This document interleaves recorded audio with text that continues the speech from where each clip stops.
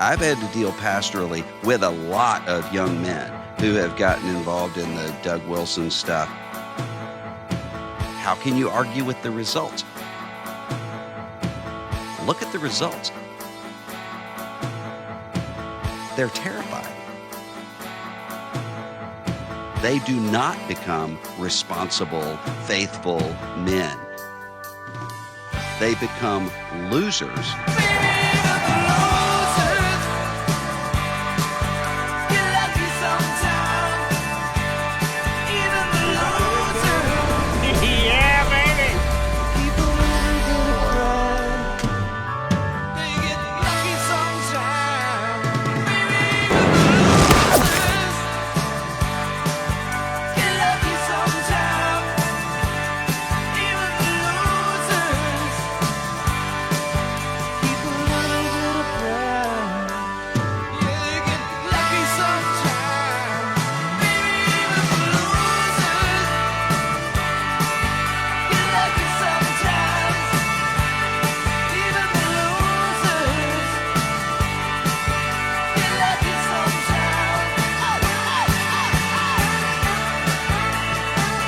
I am a CanonPress subscriber, by the way.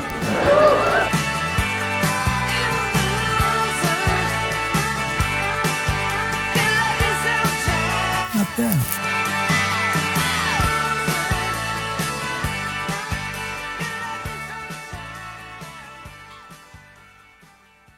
They're awful.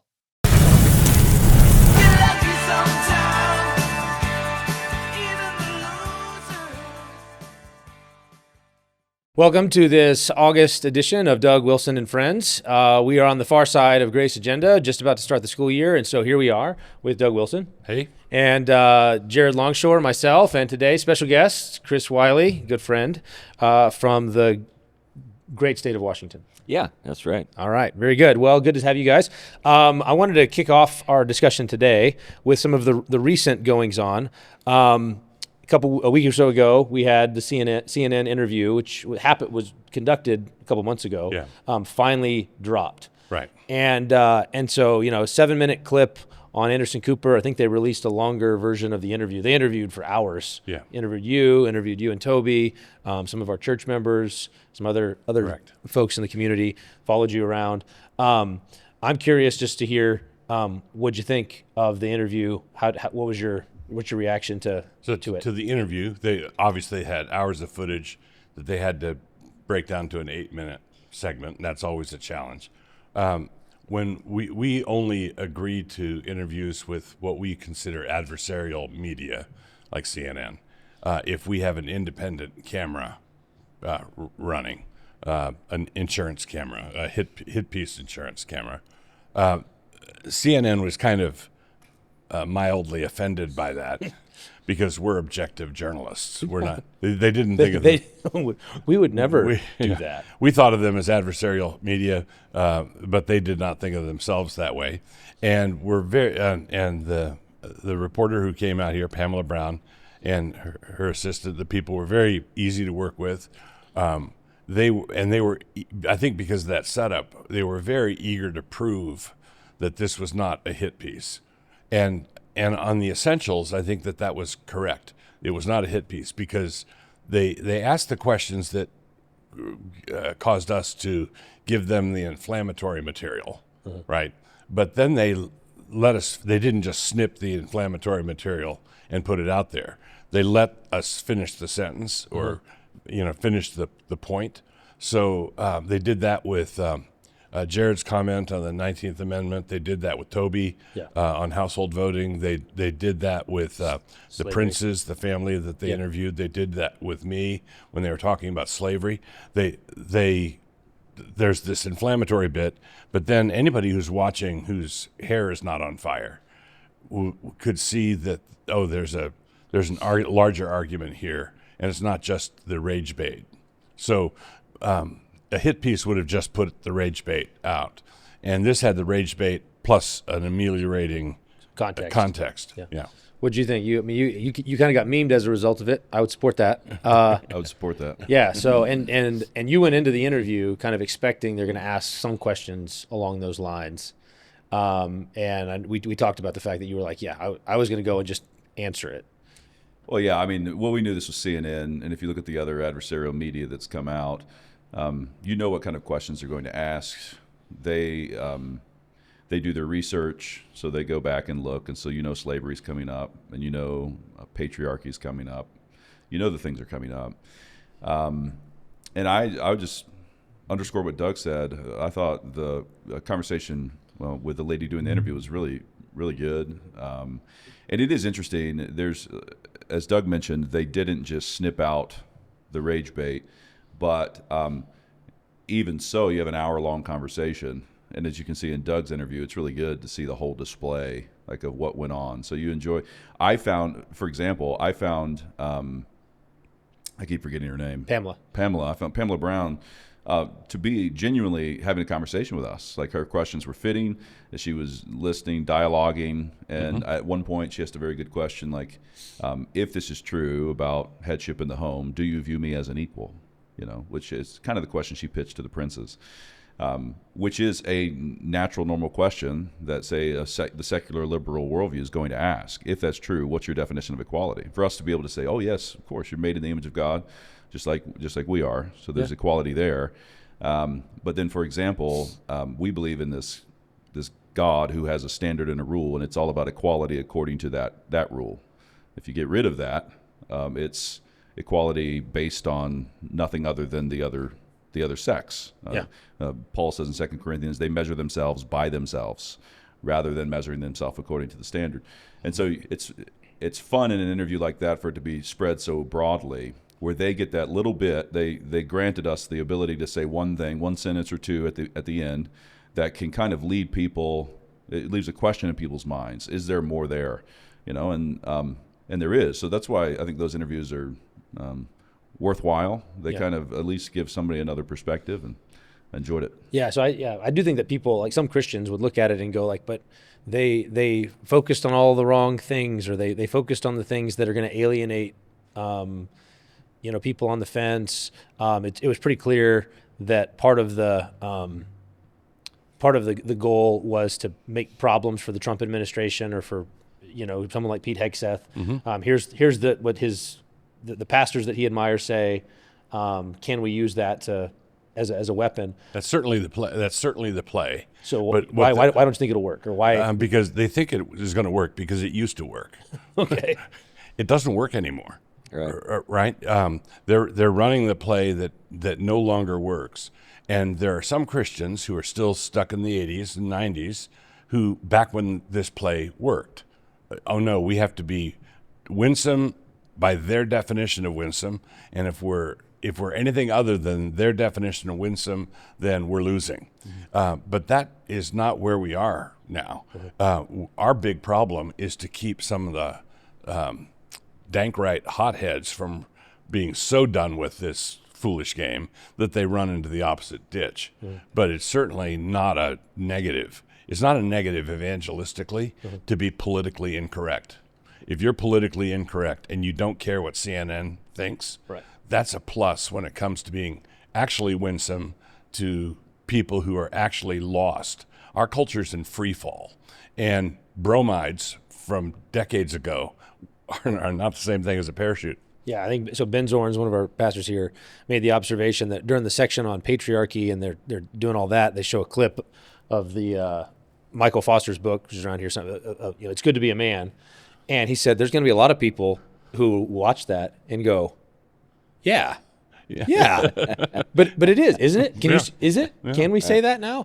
And so there's Amazon.com. Yeah, exactly. Yeah, and all of a sudden, there's a little bit of a gateway right there. Yeah. I'm curious, so you're here a lot, your friend, as you've kind of watched the last couple of months, different hit pieces have kind of come out, or different deep dives, investigative journalists from Politico, CNN, other outlets, some of them tied to what we're doing, some of them tied to the DC church plant, which you'll be preaching at, I think, a couple times this fall for us.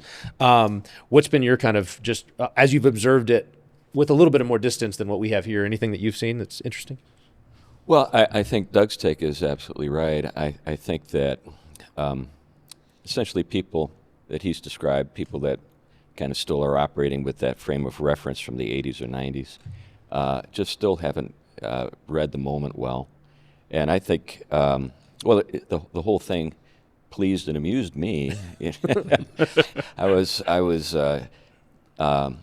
intrigued. I knew what was going to sort of follow from certain sorts of people in the evangelical world. So, it wasn't as though when I got, counts of what people thought, I was surprised. I was like, oh, of course, yeah, I know how that person thinks. Yeah.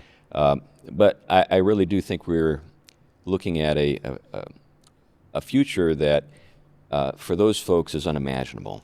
It's just kind of an undiscovered country. But I think that if anyone has an understanding, say households as an institution, not just simply a place where people hang out after they've done important things elsewhere, which is really the way people think about marriage and households today. Well, then you could ask a person like Pamela Brown, are you completely free? Are you subject to anybody at CNN? Do you have to report to anybody? Or are you just like a completely independent operator? You can do anything you please anytime you want. Look, obviously, she can't. Right. Yeah. And then you ask, well, why? Because we're trying to do something productive here. Okay. So the implication is that the household is just a rectorational kind of setting. Place to we don't sleep. do anything productive at all. Yeah.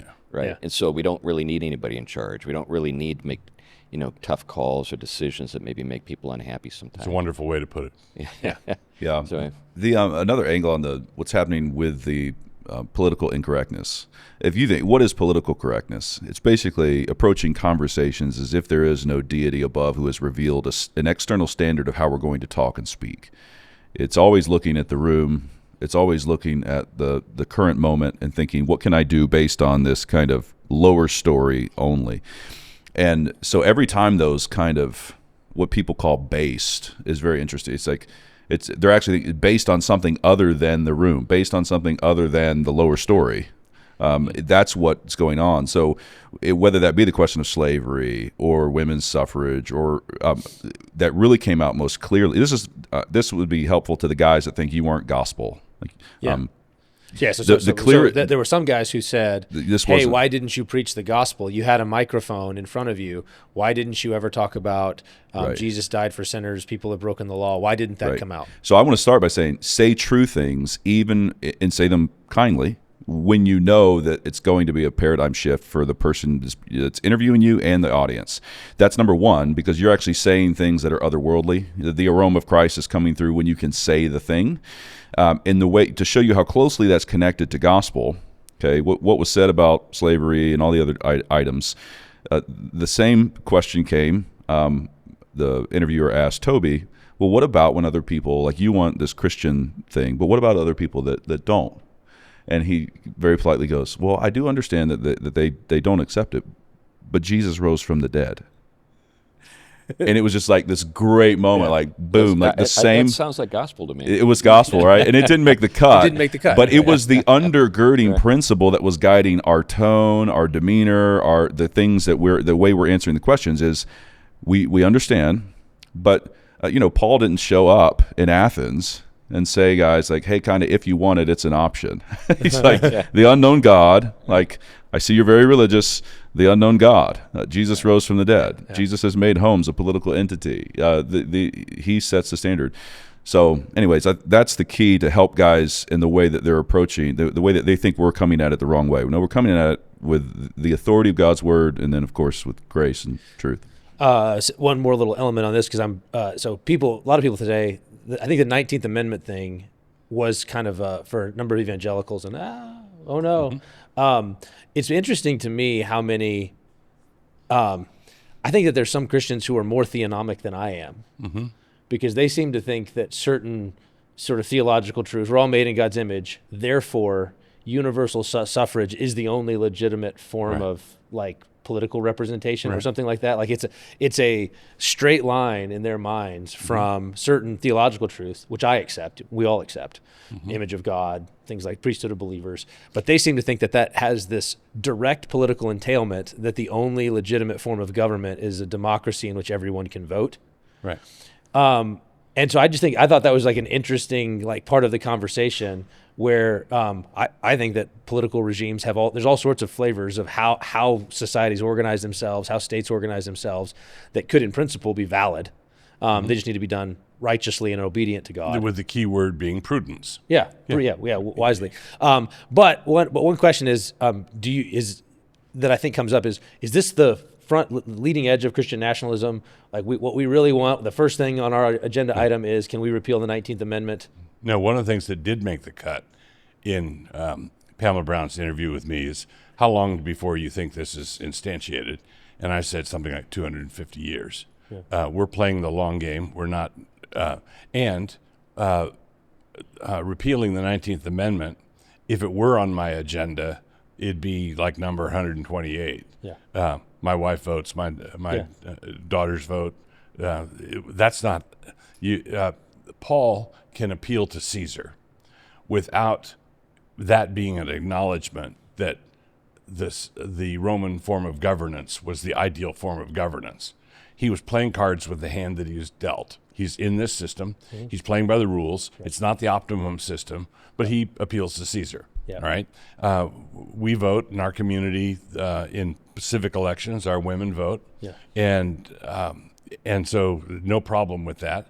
And what I would want, as I said in my follow-up blog post, what I would want is for the church to model household voting as sort of a beta test for modernity, and have people watch our community and see how the women thrive, how households are a respected unit that has reality, that the church, government of the church interacts with the governments of the family. And I'd like us to run that out for 2 or 3 generations and have people see the fruit of it. Yeah. That's how I would approach it. But the reason that question gets asked is because the secularists who are afraid of what we have to offer are looking for rocks to throw. And so CNN did better than most by letting us complete the answer. But the inflammatory questions, I'm not trying to get slavery reintroduced. I'm not trying to get, that's not on the agenda at all. So. Yeah. Well, and it's I think it was interesting, even some of the transitions where, you said, I celebrate the end of slavery, and then they immediately pivoted to, and here's some other things he wants to end.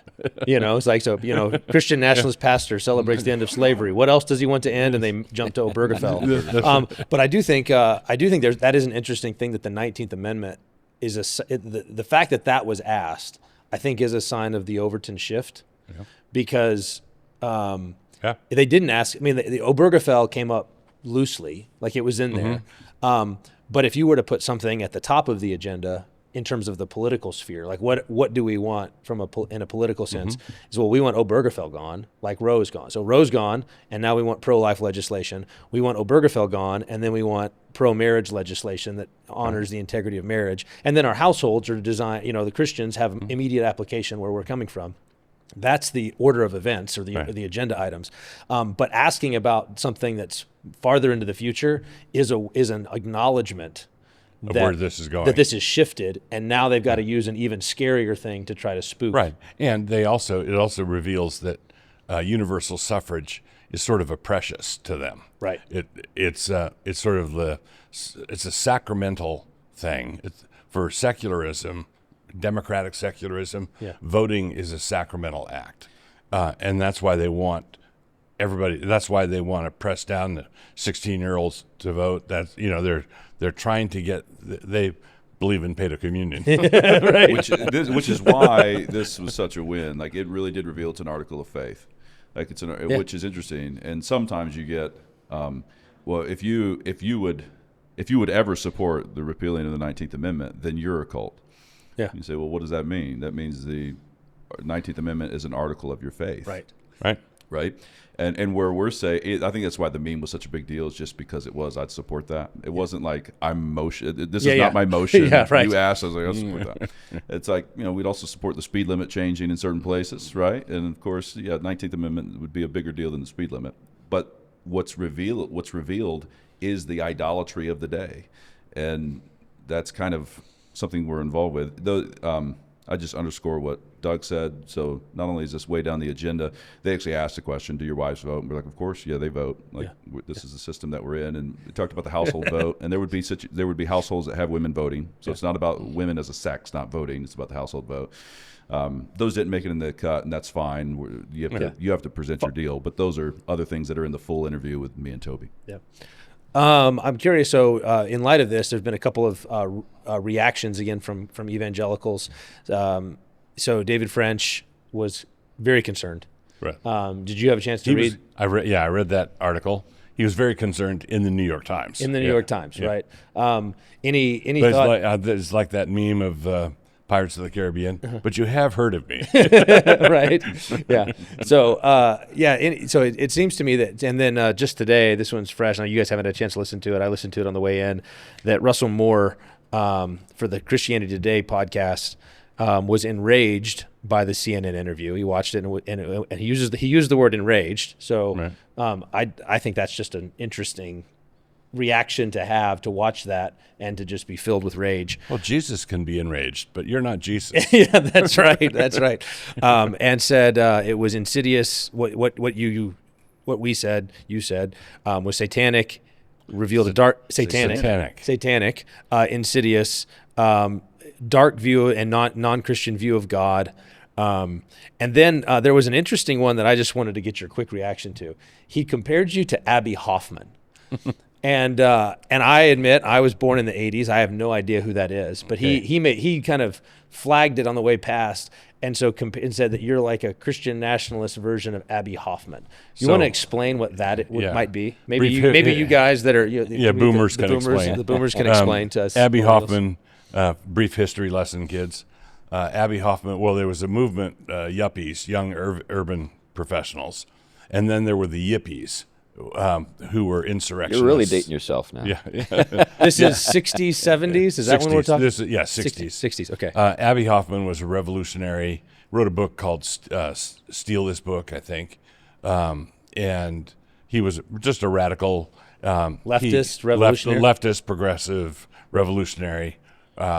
Jerry Rubin was another one. There was the Chicago 7. And I don't remember if Abby was one of the 7, but they caused a huge disturbance at the 68 Democratic Convention in Chicago. They were the hard left, radical. They were the Occupy Wall Street types, of their day. Hard left, of their day. And his criticism presupposed that Abby Hoffman had a mellow period, but I don't remember him ever having a mellow period, because from what you said, he was arguing that people should have seen where Abby Hoffman was going. Yeah, earlier. So the comparison he was making is that everybody's upset with you now in 2025, but you've been writing things since the 90s in credenda and in books and things like that. But let me help you. People have been upset with me since the 90s. Right. They just invented these things called like cameras and podcasts. But I think that was the idea, was that people, there's no excuse. People, like, it was him in his rage waving a banner of there's no excuse for not seeing what Doug Wilson really is, in the same way that there was no excuse for not seeing what Abby Hoffman really is. Well, it's one of the reasons why people are being snookered by the likes of me today is because Russel Moore and others like him had us under a blackout for years. Right. We were under the embargo, and we were left free to teach and preach to do things. Just do things without being censored by the establishment. Yeah. And now it's grown to the size where they have to come out. They have to censor us. They have to. Right. Excuse me, not censor. Yeah. They're not censoring us. They're censuring us. Right. Yeah. And they have to do it publicly and by name.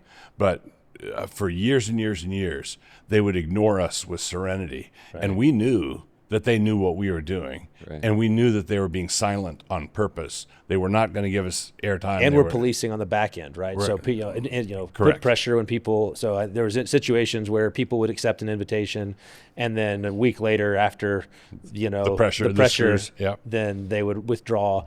And so all of those things are happening, and then now it's the cat's out of the bag. Right. And so they have to openly oppose now. But if you're going to openly oppose, you can't just name call. You can't say satanic. You have to say, why satanic? Why satanic? Right. A dark view of God. How? Why? Right. What view of God do we have? Yeah. That this is insidious, or this, Yeah. this is what you have here is simply name calling and trying to scare people off. Here's the problem: the people you're trying to scare off are desperate for answers with content.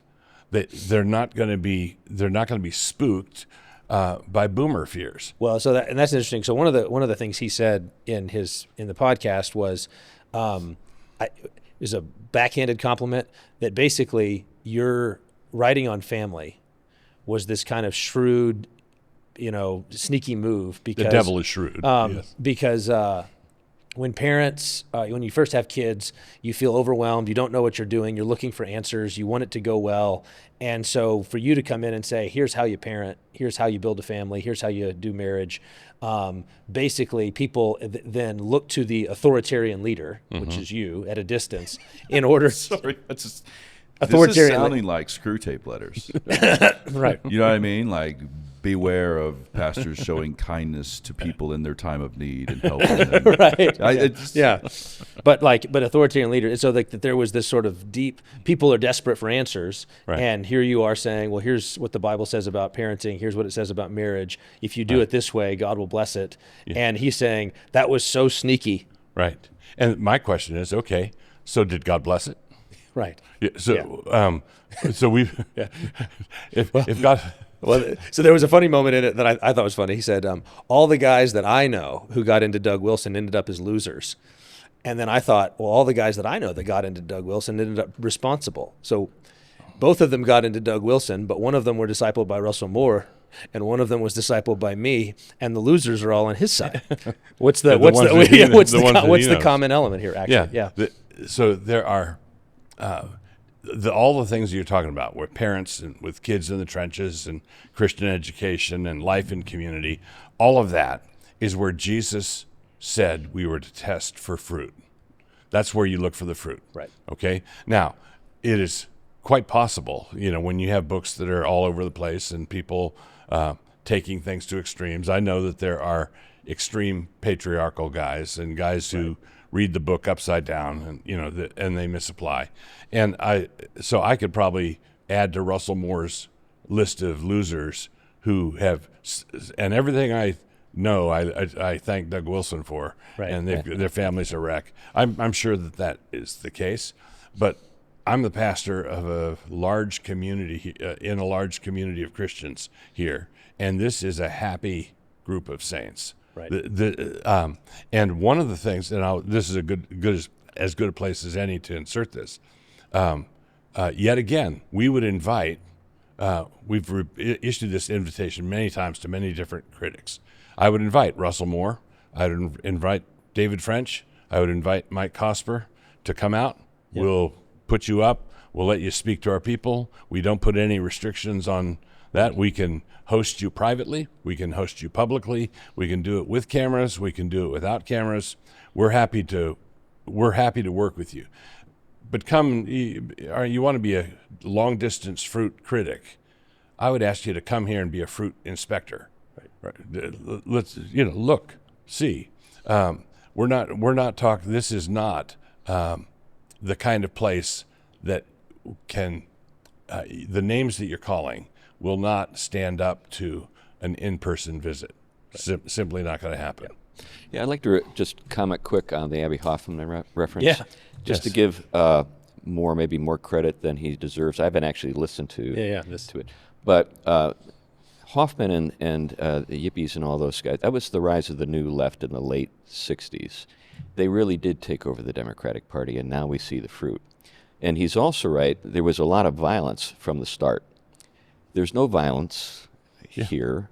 Yeah. Now, maybe what he's afraid of, and this is where the comparison comes in, there is a development here that is significant and powerful and is sweeping through the right and, is moving the Overton window, bringing in subjects for consideration that people have thought were off limits forever. Mm-hmm. So things are changing. Mm-hmm. And so if that's what he meant, I would take it as a compliment. Yeah, right. Because what you have with the new left, it took over, and it was a disaster for the Democrats. I mean, right now, you look at the Democratic Party and say, this is unbelievable. Yeah, they got their way. And it just destroyed the Democratic Party. Well, but I think that the developments that we are witnessing right now with an approach to conservative concerns is the sort of stuff that paleoconservatives were telling us years and years ago. Why are we overlooking these things? We've got to address this. We've got to address that. And now we're finally ready to address those things. So I just submitted an article for publication on one of the things I think the whole Christian nationalism conversation at some level, the fundamental thing is about corporate Christian agency, corporate Christian action. It's not just the actions of individuals, but the real scary thing is corporate Christian action in a masculine key. So Christian men acting in concert for the good of their families, their communities, for the good of their nation. That's the thing. It was all fine as long as you were thinking big theological thoughts inside your head. As long as this was a privatized religion, you want to make war on your sin, good luck. Go do it. So all of the warfare thing was fine as long as it stayed contained between your ears and behind your eyes. And down in your heart. And down deep down in your heart. And we want to say, that's where it has to start. It has to start deep down in your heart. You need to begin with yourself first, and you need to apply it to yourself first. But at some point, it spills the banks and it starts to flood other things. And I think there's a concerted, the range of opposition to whatever Christian nationalism means from the non-Christian world, from the feminists, from even other evangelicals, all the different ways that the kneecap is attempted is all driven by the same concern, I think, that here's a bunch of sincere Christian men who are acting on behalf of their families and saying, in this world, in this life, we're going to apply the Bible everywhere, and you're not, and you can't keep us from doing so. Right. And so that's the concern, is that to kind of bring us back into the system, bring us back into the secular framework that we've been in for the last 150 years. So maybe to put the last little bit of whipping cream on top of this Starbucks drink. Yeah. This 5,000 calorie Starbucks drink. Russel Moore is at Christianity Today. This is the CT podcast. And I'm going to put some disparate elements together. I joke that I'm a little to the left of Jeb Stuart, right, in my politics. I'm also a little to the left of Rusas Rushdoony. Okay, so I'm not a full tilt reconstructionist. I'm a yes but small r reconstructionist. So I'm to the left of Rushdoony. But it was back in the 60s, I think it was in the 60s, when Rushdoony's Institutes of Biblical Law was commended by Christianity Today. Okay, right. So I forget if it was the book of the month or book of the year. It was. They mentioned on the podcast that you once received a very Book of the Year award from Christianity Today within the last 15 years. Yeah, 2013 for Even Jellyfish. But I think I think, to be honest, I think I got that award because I was attacking in the book, satirizing big box evangelicalism in that book, which was what they were going after too. So anyway, but I've got an award from CT, and Rushdoony got an award from CT.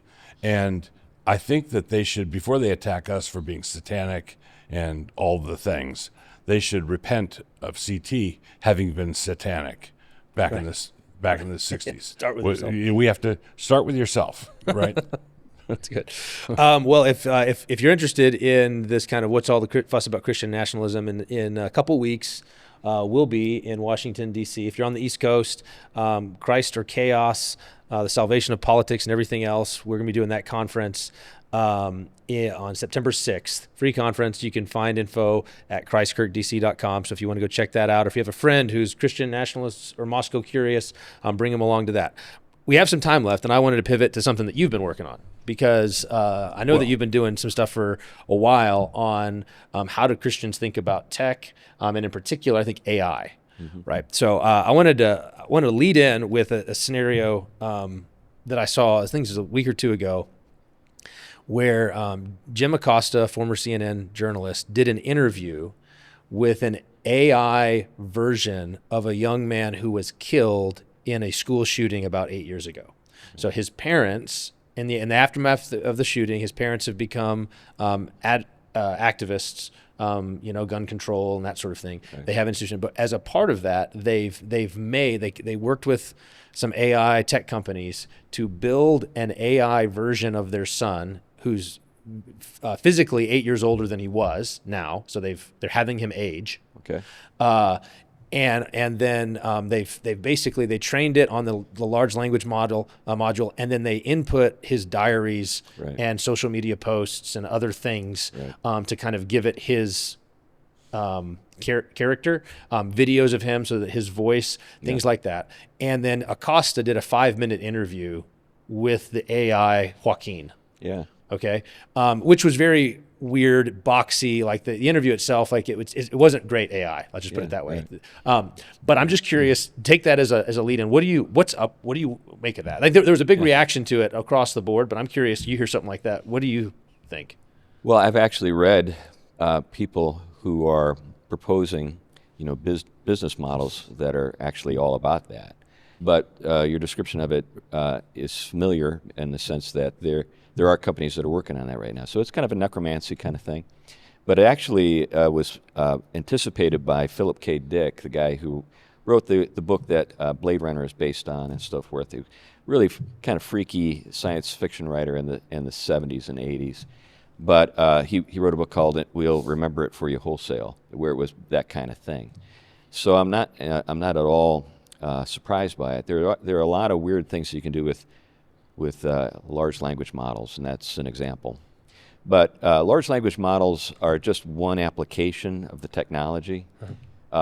It's the stuff that is really sort of eye-catching, and it's the thing that everybody's kind of focused on. But there are all sorts of other things that you can do with the tech. It's a general purpose technology, and so we're just beginning to apply it in different areas, and some of them are great. Okay. There are a lot of great ways to use it. Give us some examples of what you think would be. Here's what, when you look down the road as you're kind of studying this, you're writing a book for Canon right now on the topic, right?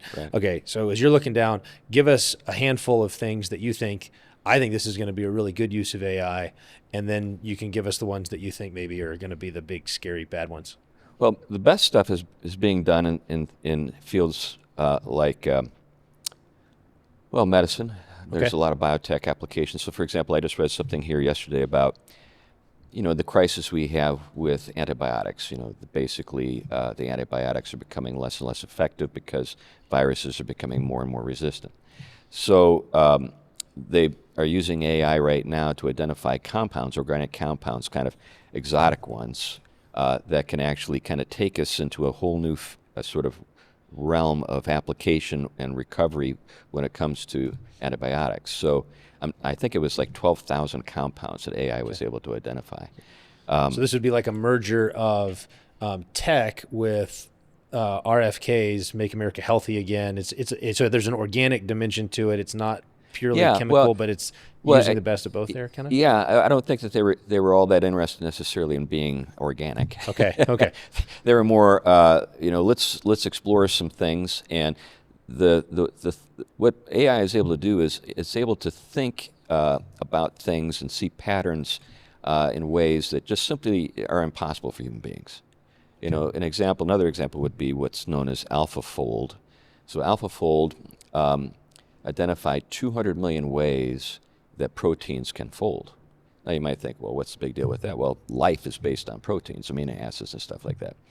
And would take like a PhD candidate about a year to identify one way that a protein can fold. Now the whole field is dried up because we know all the ways that can fold. And AlphaFold did it in a year. And the guy, Demis Hazzabis, the guy who created the AI that did that, AlphaFold, won the Nobel Prize. Okay. And so, just to tag on a routine use of AI that everybody likes, I think, is navigating with your phone. Yeah. Driving across a city that you've not been to, and I can't remember how we used to do it. There was a thing called map. I remember. Yeah, we're like you were pirates on the Caribbean. Right. What on earth? Anyway, now it's just but it's machine learning. It's very useful. It's helpful, and I can't see any place for the demons to get in that hideous strength kind of way. Right. When you're talking with the dead. Well, I think the psychosocial stuff is the most unnerving. So we're already seeing in elementary schools, public elementary schools, chatbot addiction among elementary school children. So, and there's just very little. So right now, even in Connecticut, public school officials are deeply worried about what AI is doing to kids. Okay. Yes. Well, I was going to bring up about the ways that the demons can get in. Not necessarily demons getting in, but I was just reread "Surprised by Joy," where I think it's in "Surprised by Joy" where he like kind of repudiates cars. Right. No one knows distance anymore. The young men don't know distance anymore. And it's easy to hit on the Luddite, that's not actually using tech. But I think the pastoralism, what we're trying to do, some of it probably NSA, the way this will shake out, I'm thinking in my own life, is you've talked about this analog and digital. So live in the analog, which I think is really good. But you're saying you also live in the digital. You're just saying be mindful, like of where you're at. So when I read Lewis, I was like, driving the car, but it really would be a good idea to go for a walk with the wife. Like if you keep that, if you can just wisdom, self-control, know what you're doing when you're doing it. So let's just throw out a few names. Ray Bradbury, Russell Kirk, and J.R. Tolkien all hated cars. They're pretty great writers. Mm-hmm. None of them got a driver's license. So maybe there's something to what they were saying. Well, some of the practical things I think of, like we read City of God at NSA. Right. And I don't think I'm the only one that has this experience. Maybe I have it more than others where, you're reading and all of a sudden you're about a page in or, a page further than in your reading, but you dialed out a page ago, wherever the brain was. The eyes were processing the words, right. But you're like, what did he say again? Or maybe you took in half. And I find that muscle, whatever muscle that is, right. Is at least one that I'm eager to keep cultivating amid the quick retrieval of data. And I think Twitter's an example. I do, again, you use it, but remember, it's not actually helping whatever muscle that is for you to read through pages of material and retain it. And actually, and the same thing even in dialogue with people, to actually continue to pay attention to what they're saying. Whatever that muscle is one we need to maintain. So I'm kind of like the Apostle Paul. I speak in tongues more than all of you, but I don't think it's a good idea for you to do that in church. So, nice. I use AI a lot. I mean, so I've got Meta glasses, and those are the glasses that I have a direct link to Meta's AI all the time. I can look at something and say, "What am I looking at?" And it'll tell me. Can you Facebook? I've heard that you can ask for the Facebook. Well, they prevent you from doing that, but if you could hack it, there's no reason why I wouldn't. So I could look at Joe. If I never knew you, I could walk in a restaurant and be like, "Give me this guy's Facebook." Yeah, I could tell it, and it would. Good news, I'm not on Facebook, so it would come back negative. Well, it would give your Twitter. But it would also go. Right. You didn't put yourself on Facebook. Yeah, that's right. But it would go into just everything about you. Yeah. So, but anyway, to the point, they're trying to put safeguards, to prevent that kind of thing. But if you're a hacker, you probably could pull it off. If you could, I'm not technically capable, able to do that. But sure, you're not. Sure, that's what they all say. But here's an example of how it can work and why it's no substitute for your own sort of independent work and thinking and so forth. So I was driving home from something, and I just said, "Hey, Meta," and it says, "Bing, hello." So I ask it, "Yeah, I seem to recall that Oriental potentates would grow their nails long to demonstrate their status. Is that correct?" Instantly, yes. This dynasty, this dynasty, this dynasty that did it in India. But I had to know the question. Yeah. In other words, if I would have just said, "Can you tell me ways to demonstrate your status in antiquity?" maybe I would have grow your nails long. Yeah. But it's because I think I remember reading that somewhere. Right. I knew the question to ask. And I think a lot of people just simply assume that AI is just going to feed you stuff, and you don't have to have any real education or exposure to literature yourself. And even with what you might think are rudimentary, basic, factual questions, I recently tested Grok. Is Thessalonica on the west coast of Greece? And I said, yes. Well, it's not. It's on the, That's right. Yeah. it's on the other But side. this is a fun thing to do. Ask it about yourself. So I just did that this morning. I went on Copilot, which is Microsoft's, and it was pretty good until it listed all the things I had written, and it attributed 2 books I had not written and that don't even exist Right.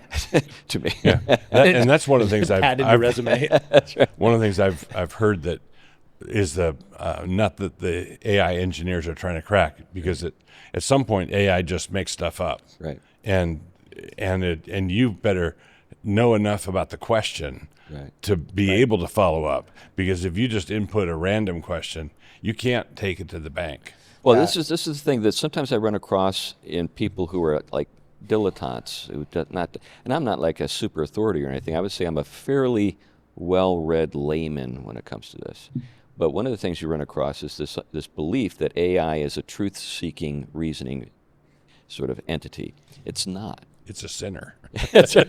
Well, it's been proven to lie again and again and again, and one of the reasons why it lies is because it's set up to be a kind of sycophant and make people happy, and it actually gets rewards that wouldn't work for you or me, but apparently work for AI. It's like a dog who gets treats. And if The AI gets dopamine hits. that's right. That's right. It's Oh, sort of like boy. that. And so We're done so, for it. so if it can give you an answer that makes you happy, it's rewarded.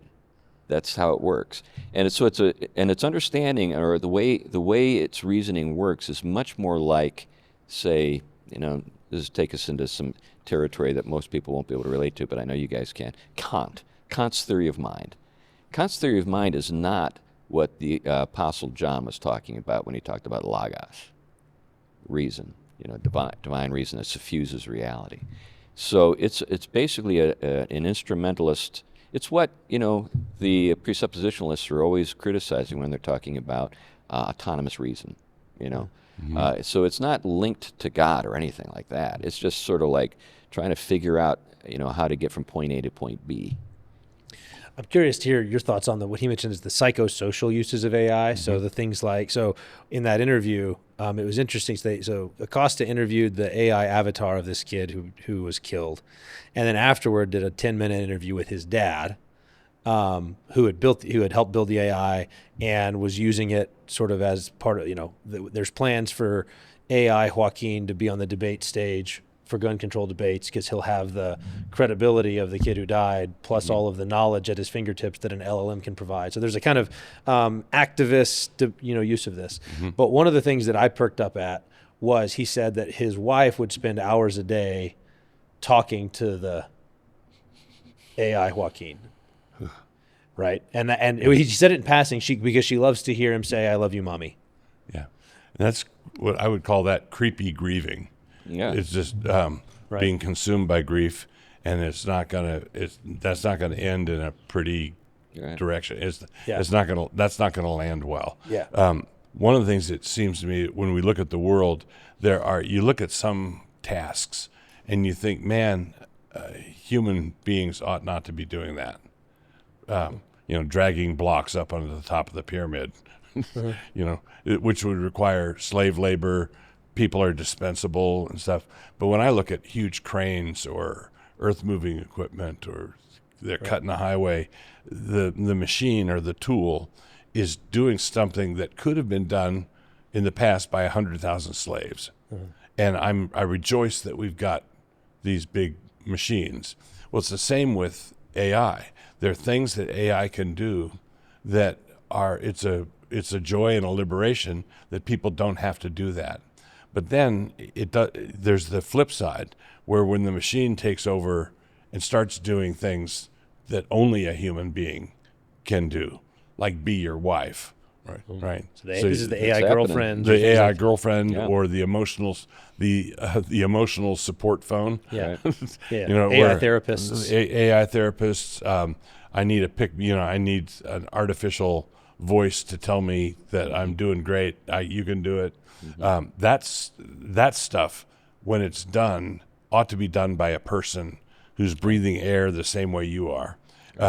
And you don't want to say everything's interchangeable. As soon as you say that, you've depersonalized the world. Yeah.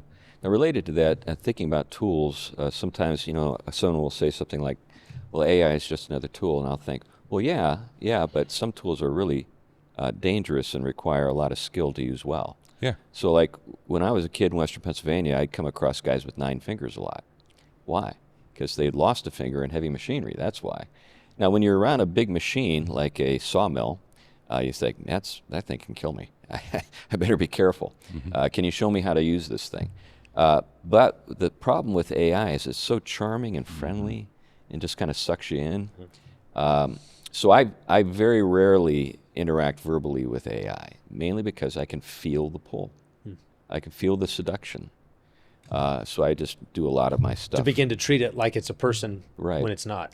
Which I think, and I mean, it's interesting the way that even like the popular, all of our movies regularly do this, right? So whether it's Marvel, Tony Stark always has an AI something that's sort of, it's a human actor, Right. but who's doing the voice, Right. and so it gives the illusion of personality. It's funny, it makes jokes, and it kind of does this. And by the way, AI can tell jokes, and Yeah. they can be funny. Yeah, right. Okay. Yeah. And so so you would say that's one of those uses that you really, it's a handle with care thing. Yeah. And then you mentioned earlier the kids thing. Yeah. You think that's a pretty big place where. Yeah, there's actually a company that's called Replica, which specializes in creating AI avatars that are basically your companions. And they'll start off with things like, you want to have a Pokemon friend? We got that for you, 8-year-old boy. And then the next pitch is a different kind of thing. And the next thing you know, you've got something pornographic. Right. And by the way, that's huge. There are millions of pornographic bots now. Yeah. Right.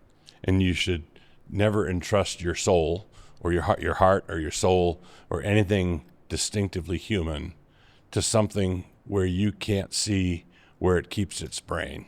Well, and this is the other thing. There's a kind of rube factor. You're like, do you guys give any thought to the fact that Anthropic's making money off you? Does it ever occur to you that this is actually a two-way street? That you're not just consuming, but you're being consumed, that there's something out there that's figured out how to monetize what's going on right now? Right. And what are they doing with it?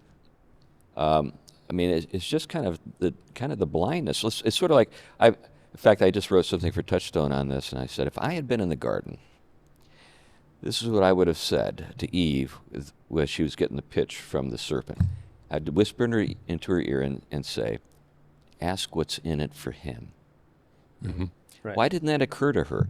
Why doesn't that occur to anybody? Right. Why do we just stupidly just sort of start using this stuff and not give that any thought? Right. Well, it goes back to the old saying, this is related, but if Google's giving away all these tools for free, Google Calendar and Gmail and all those things, if they're not selling you the product, that means you're the product. That's right. Right. Your eyes, what you're, the things you look at, the things you that's being commodified. Yes. And being sold to somebody. Right. And you are the product. If something's not being sold to you, you're being sold to something. Mm-hmm. I think that's exactly right. And if anything, that's the thing I'd like people just to give a little thought to. So I'm not on a crusade to get people to stop using AI. I think of myself as a tech realist. It's here. The world has changed. It's going to be with us the rest of our lives. We need to figure out a way to make sure that we prevent it from using us in ways that we don't want to be used, and use it in ways that make sense. And is that so? There's that so Luddites typically are just burn it all, but there is sort of like the Amish, at least from what I can understand, tend to be just slow-mo. They'll eventually adopt some new technologies, but they have to like let it see it play out. And basically they use the rest of society as their guinea pig. That's right. We're the lab rats. Yeah, we're the the English lab are rats. the lab rats. Yeah, you're the lab rats. We're gonna just watch you guys and see how it goes and decide. No, that's a bad one. We should just burn that one. If you were to go to like Lancaster County, I've been there many times. The impression you get is these people have a lot of money, for one thing. I mean, immense amounts of money. And they're and there are different they're kind of different schools. So it's not I've seen Amish people driving Mercedes, super high end Mercedes, but the black bumpers the bumpers have been blacked out. That's their way to kind of address the gleam, the glitz kind of factor. And they Automotive bling. That's right. That's right. And smartphones, they use smartphones. Yeah, So- but it's a slow-mo thing where they sit Right. there and they kind of go, let's wait and see. Right. And that would you put yourself in that kind of case? So when you say tech realist, it's here, but we ought to be slower to just dive in whole hog. Yeah. Little bits at a time, try to figure out and you mentioned, I thought this was interesting, that you're attentive to the pull. You mentioned a similar thing, I think, with you're reading a book and your Twitter kind of calls to you, right? It kind of says, hey, go check that.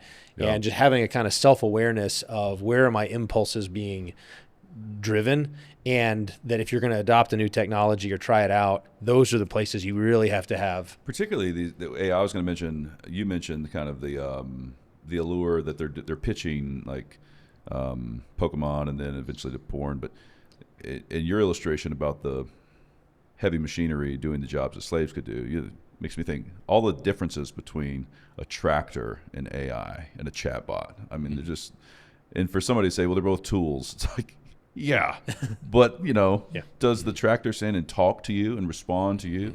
You mentioned you had your glasses on, and you would ask your glasses, and then when they're done, it would ask you a question, and you'd be like, "Shut up." Yeah. So I've got a theory. I call it the Harrison Ford theory of how to work with machines. So in Star Wars, if you watch the films closely, he's contemptuous of the droids. Yeah. He does not like them. He doesn't want them around. He doesn't like have banter with them. And that's just something that in the Star Wars fan base is well known. Mm-hmm. So the contempt. But then you got Rick Deckard in Blade Runner, whose work is to discern who's fake and who's real. And then when he discovers the fake one, he kills him. That's his job. He's the Blade Runner, right? So I think that's kind of the mode we need to have is to. I don't have an emotional relationship with my tools. Now, yes and no. I mean, I do have my favorite hammer, that kind of thing. Slippery slope. But I don't think of it as my friend. You're not my friend, Now the thing about it, and this is a really creepy thing, is so you can customize the voice of your AI, So mine are all basses, and like half of them are black. Like you can tell the difference between a black voice and a white voice, even when you're talking about bass. So, and I like the voice, but I've had many friends in my life who are black guys, and kind of takes me back to those relationships when I'm interacting with this chat bot. And it's easy to sort of like get sucked into like kind of dynamic. Yeah. So But then you change the voice, and suddenly it's some, I don't know, purple-haired girl with kind of an alto, and they're saying the same thing. That's really, really creepy when you can kind of like move from this to that. Yeah. Another thing to circle back to something I said earlier, it's going to be really, really difficult, if not impossible, to be a purist and have nothing to do with this, because I would not dream of having AI write a book for me and then go through and touch it up. But then I'm writing an email, and it was good to see you, and then it autofills this last weekend. And I think, well, it was this last weekend. Do I have to go in there and make it my own? Do I have to go in there and change it? Yeah, this last to Sunday. Make it, this last Sunday. That's why I turned that that's function off. I told you to turn all those. It's so distracting. Just even the blue squiggly line just throws me. Well, the blue squiggly line has saved me from some howlers. That's true. You can always turn it on at the end. That's my strategy. So I write the whole thing, and then you turn it on, and you see all the blue lights. I've got some documents from Jared where I think, he turned that blue squiggly line off. Making it very human. You know what I mean? Like, let's get. Yeah. So the book I'm writing in AI is entitled St. Anthony's Guide to Surviving the AI Apocalypse. So I'm using Anthony of the Desert as a kind of foil or maybe a framework within which to think about things, but applied to this. So, it's not as though I'm trying to find the demonic in AI, so it's not that. When I think about, say, Antony, we know he went into the desert, we know that he discerned the spirits, and then we know that he disciplined himself, disciplined his body. So I think each of those things apply, but when it comes to chatbots and interacting with people or things online, I think the thing that we're going to have to learn how to do is pass the Turing test. Now, the Turing test is when an AI can convince you or get you to think that it's a real human being. But when AI passes the test, you have failed. That's the way we need to think about it. When it passes the test, I have failed. So what I need to do is learn how to discern when it's AI.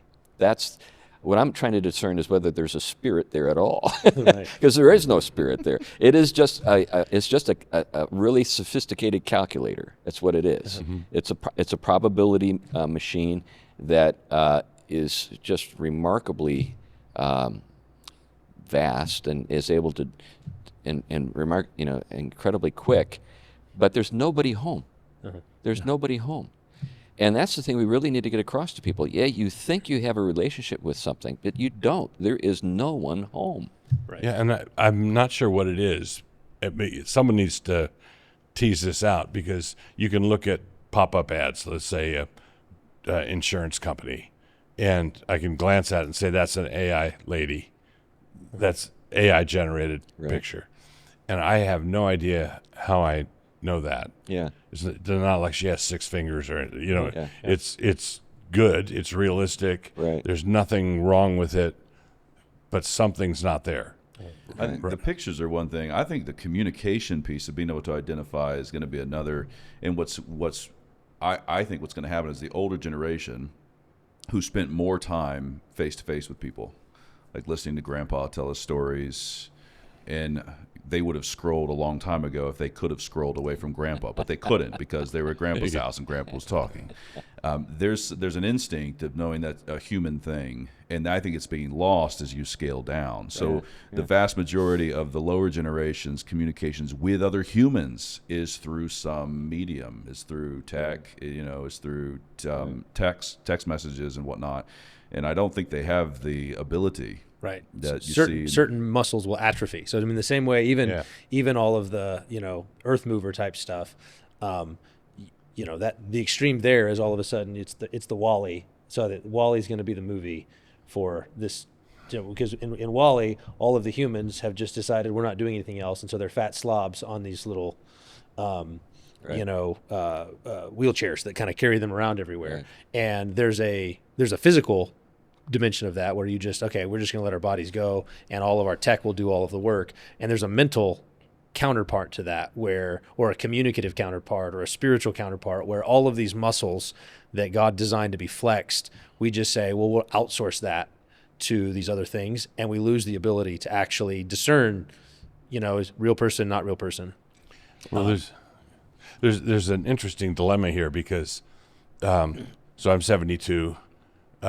50 of those years were spent with interacting with nothing digital. Right? There was a television you could watch, but it was... You could shout at it, but it wouldn't shout back. There's no response. And it wasn't that big a... anyway, so most of my lived experience in interaction was with actual people. Someone who's 20 years old, who was born... the year when I started interacting with all of their experience, or much of it, majority of it perhaps, is mediated, texted, Zoom calls, all of that.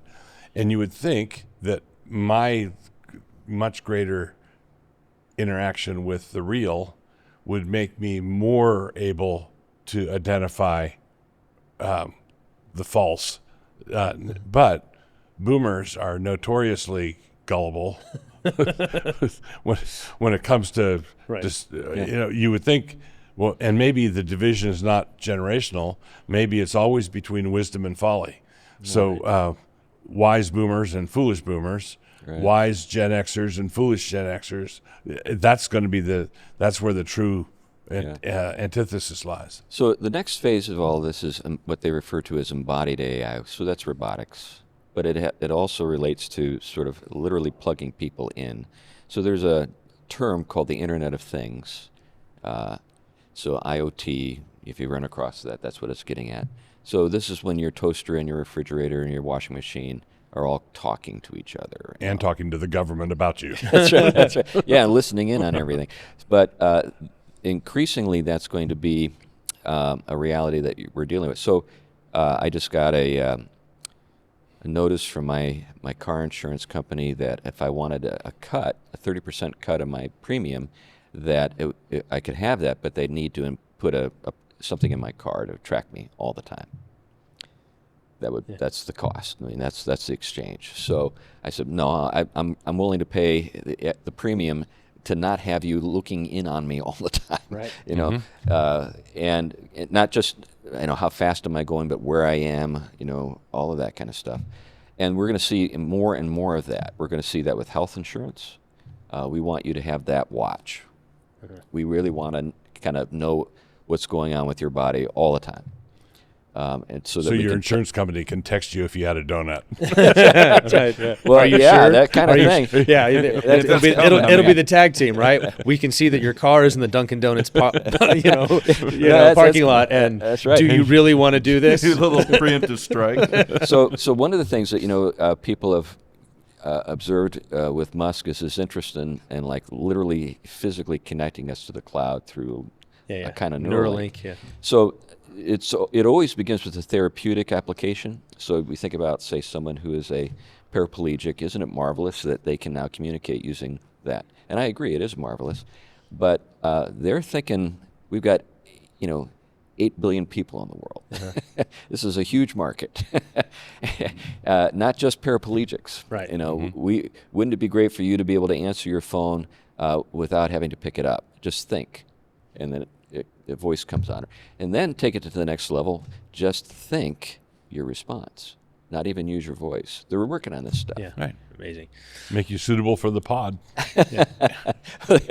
Yeah. So one question is, if we're post-millennial in our eschatology and we think so this is the world God made is going to have this kind of tech, is the hesitance and reluctance to kind of move forward in this make us bad post-mills?